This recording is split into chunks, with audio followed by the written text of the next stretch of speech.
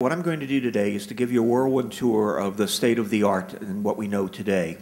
I have too many slides, but I'm going to skip probably a number of them, but you're going to be able to get a feel for what exactly is known today.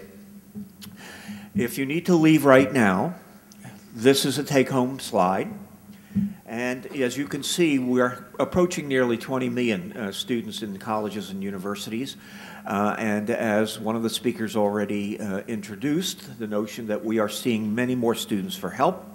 They are not only the acute problems, but they're very serious problems as well.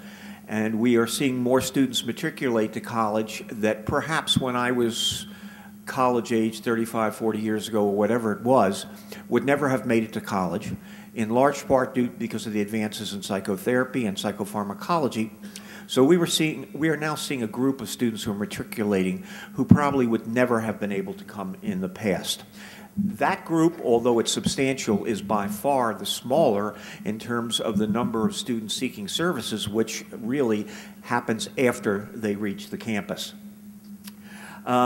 We are dealing with all kinds of things that you will see in a moment, from binge drinking to eating disorders, trauma. We're going to talk about some substance abuse issues in detail later on, but we run the gamut. I will tell you that we had about 10 hospitalizations at Wright State in the last academic year, 5 acute psychotic episodes, first breaks, more bipolar first episodes than I care to count, significant OCD, significant depression, as you can imagine.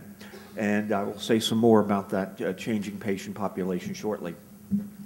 So Richard Cattison, my friend from the Harvard College Mental Health Service, has said that if you look at the last 20 years, you will see that depression has doubled, suicidal behavior has tripled, sexual assaults have quadrupled, and I'll tell you the role that alcohol and substance abuse plays in that. Nearly a half of the students at one point self-report, that is self-report depression. 10% of the students report suicidal ideation.